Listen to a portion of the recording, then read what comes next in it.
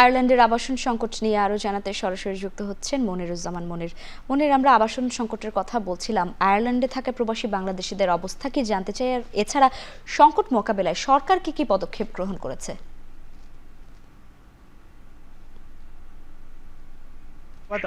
আপনি জানেন যে এই আয়ারল্যান্ডে উন্নত একটি দেশ। এই উন্নত দেশের মধ্যে আবাসন সংকটটা একটি প্রকট আকার ধারণ করেছে, যেখানে প্রবাসী বাংলাদেশিরা সবচেয়ে বেশি ক্ষতিগ্রস্ত হচ্ছে বা এই সংকটের মধ্যে সবচেয়ে বেশি মোকাবেলা করতে হচ্ছে।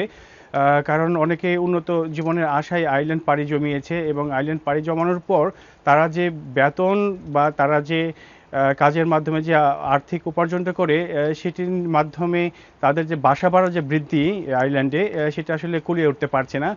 দেখা যেতে পারে যে আমি যদি ডাবলিন, কর্ক বা গলওয়ে বা লিমেরিকের কথা বলি, এই যে প্রধান যে শহরগুলো, এখানে যদি কথা বলি তাহলে গড় যে আয়, সেখানে ধরা যেতে পারে যে 2000 থেকে 2500 ইউরো পর্যন্ত এখানে ইনকাম করছে। কিন্তু একটি ফ্যামিলি সহ বা একটা 2 বা 3 পরিবার সহ এখানে দেখা যেতে পারে সদস্য সহ যে পরিবারগুলো রয়েছে, তারা কিন্তু পুরো একটি বাসা ভাড়া নিতে হচ্ছে।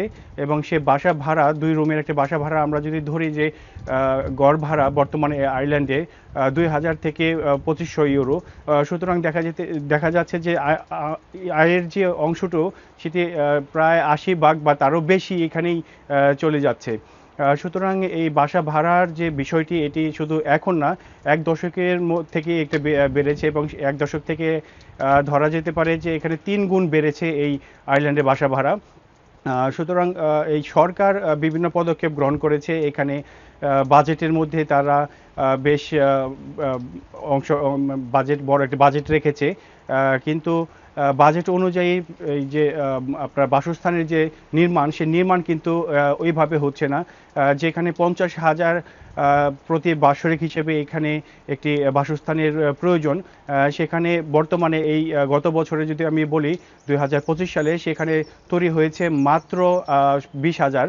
এবং সেখানে ধরা হচ্ছে যে এই বছর শেষে 2026 বছর শেষে 30,000-এর মতো হয়তো বা নতুন বাড়ি নির্মাণ করা হবে। পাশাপাশি এখানকার সরকার, আইরিশ সরকার, তারা পরিত্যক্ত যে বাসা রয়েছে সেগুলিকে পুনর্নির্মাণ এবং যে মর্টগেজ যে বিষয় ব্যবস্থাটা রয়েছে সেটি আরও শিথিল করার যে ব্যাপারগুলো আছে, সব কিছু মিলিয়ে সরকার চেষ্টা করে যাচ্ছে। কিন্তু এখানে সমস্যা সমাধানটা আসলে আরও সময় লাগবে এবং 2030 সাল পর্যন্ত সময় যে বেঁধে দেওয়া হয়েছে, হয়তো বা সাধারণ মানুষ মনে করছে তারও বেশি সময় লাগতে পারে।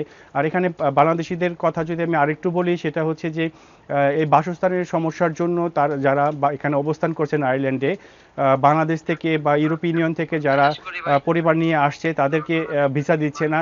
সুতরাং সবকিছু মিলিয়ে প্রবাসী বাংলাদেশিরা একটি বড় ধরনের সমস্যার সম্মুখীন হচ্ছে। এই ছিল আয়ারল্যান্ড থেকে সর্বশেষ। আয়ারল্যান্ডের আবাসন সংকট নিয়ে বিস্তারিত জানাতে যুক্ত ছিলেন মনিরুজ্জামান মনির।